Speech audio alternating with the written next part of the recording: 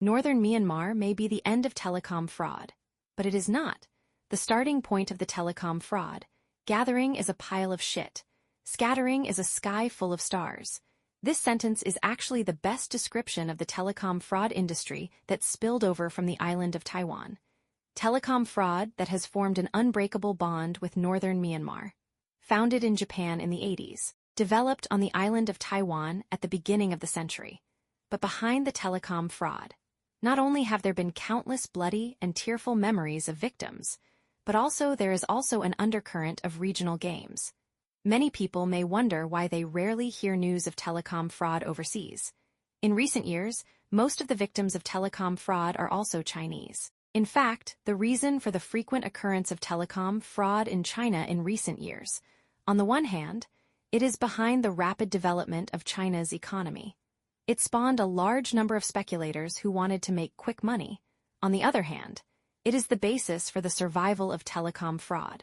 High savings rates are also unique to East Asia. However, in fact, the origin of telecom fraud is not China. It has many similarities with today's China. Japan 40 years ago, after the end of World War II, under the massive investment from the United States. Japan has experienced a period of rapid development of 30 years, when the time came to the 80s of the last century. Japan has become the world's second largest economy. The domestic life is extremely prosperous. The inhabitants are also quite wealthy. However, behind the scene of debauchery, there is a huge crisis hidden, population aging as early as the 60s. Japan's total fertility rate has fallen below 2.1, at the same time as the economy is developing rapidly. Japan's total population reached its peak in the late 70s. The degree of aging has also deepened over time. A period of rapid development has brought great wealth to the older generation of Japanese.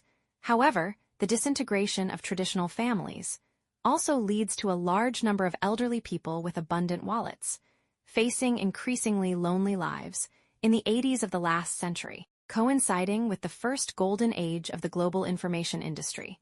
After having a complete communication network, many young people who want to make a quick buck, naturally, they are ready to use new technologies to leverage the wallets of the elderly. Telecom fraud has since emerged as the first batch of telecom fraudsters in the world. The Japanese are the founders of almost all telecom fraud routines. Later, the trick of pretending to be an acquaintance and demanding a transfer of money in China was invented by the Japanese. Known as I cheat. The young people pretended to be very nervous, calling the victim using an eager tone and vague address to imitate the close relatives of the victim, then asking for a quick transfer to alleviate the urgent need. This routine, which has been worn out today, has been proven effective in Japan in the 1980s, after the disintegration of traditional families. Japanese parents are often not very aware of their children's current situation, and the yet-to-be completely severed family ties make them choose to transfer money as soon as possible. In the end, the name is not called. And just say it's me. Then the I cheat that demanded transfers swept across Japan in the 1980s, and outside of this routine.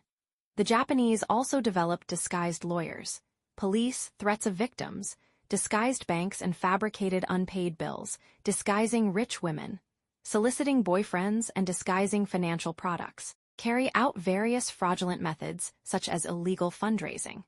The telecom fraud industry in the 80s was still a blue ocean. These newly developed routines, each of these can create a large number of victims. However, as Japan's economic bubble burst in the early 90s, fraud victims can no longer be like they did during periods of rapid economic development. Get out of the shadow of scams quickly. The sustained economic downturn has also led to more and more young people starting to think about telecom fraud. This kind of crooked way, at the end of the last century, telecom fraud has caused great harm to the stability of Japanese society. The Japanese police also had to consider a thorough crackdown on telecom fraud. Since 2000, on the one hand, Japan has enacted a number of new laws against telecom fraud. On the other hand, the Japanese police have joined forces with finance, communications, and other departments to carry out and afford propaganda, and establish a fraud information monitoring network, similar to China's anti-fraud app. Since then, the momentum of fraud in Japan has finally eased. after losing the domestic market in Japan due to police crackdowns. Japanese telecom fraudsters began to look overseas. Prepare to use telecom fraud skills in a bigger China.